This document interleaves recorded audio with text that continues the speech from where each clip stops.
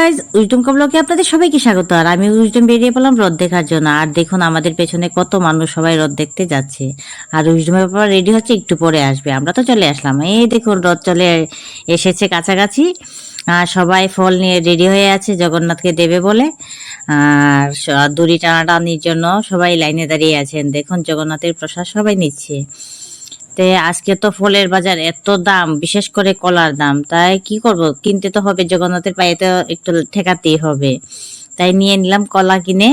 আর উজডমকে বললাম তুমি জগন্নাথের পায়ে দিয়ে দাও, আর আমি ভিডিও করি।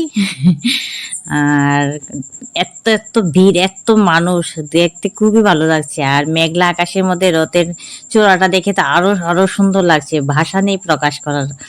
তাই আমরা জগন্নাথ সুভদ্রা বলরামের সাথে তাদের মাসির বাড়িতে আমরাও যাচ্ছি। তো চলুন আপনারাও আমার সাথে, আপনাদেরকেও নিয়ে যাই।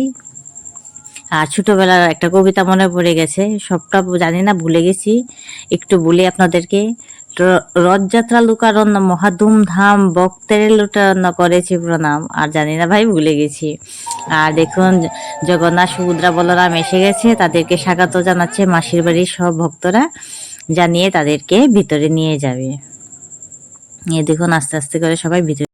গৌর এলো নাচিয়া নাচিয়া, তোমরা জয়ের ধ্বনি দাও, তোমরা উলুর ধ্বনি দাও।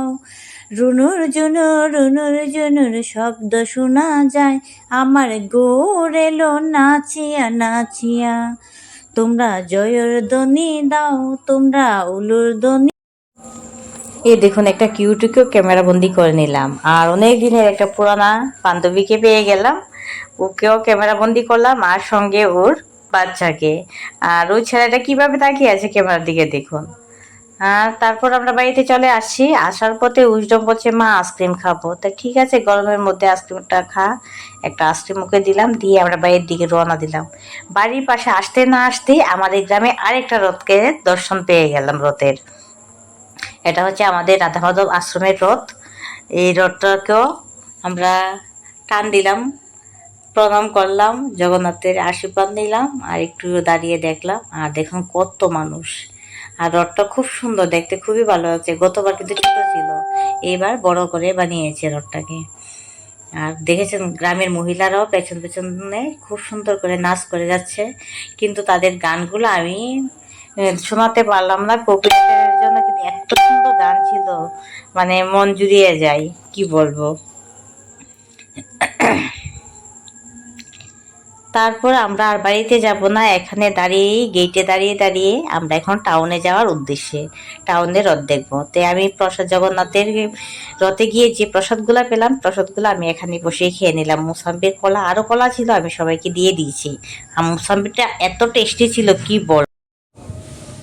তারপর আমরা চলে গেলাম টাউনে রথ দেখতে, কিন্তু সুভদ্রা বলরাম জগন্নাথ তারা তো চলে গেছে মাসির বাড়িতে, তাদেরকে তো দর্শন করা হলো না। তাদের মন্দিরটা আছে, তা আপনাদের সাথে শেয়ার করি, চলুন।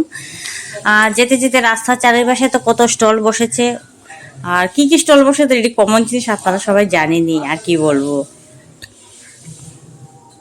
চলুন আমার সাথে ভিতরের দিকে যাই। এটা হচ্ছে উদয়পুর জগন্নাথের মন্দির। তো চলুন জগন্নাথ মন্দিরটা দেখাই।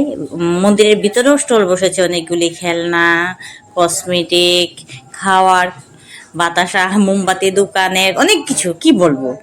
তো চলুন এখন মন্দিরে প্রবেশ করে নিচ্ছি।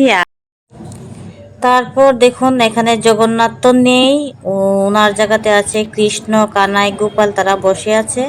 তাদেরকে প্রণাম করলাম, চরণামৃত নিলাম, তিলকের ফোঁটা ধারণ করলাম, করে একটা দোকানে গিয়ে তুলসীর মালা জিজ্ঞেস করলাম, দাদা এই তুলসীর মালা কেনটি কত করে?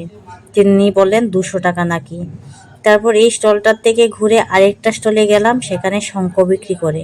শঙ্খটির দাম 300 থেকে 400 টাকা। তারপর আমি ফু দিয়ে চেষ্টা করছি, দেখি আমি আর ফু দিতে পারছি না, তাই আমি ট্রাই করলাম, আমি আর পারি না, তার জন্য আর কিনি।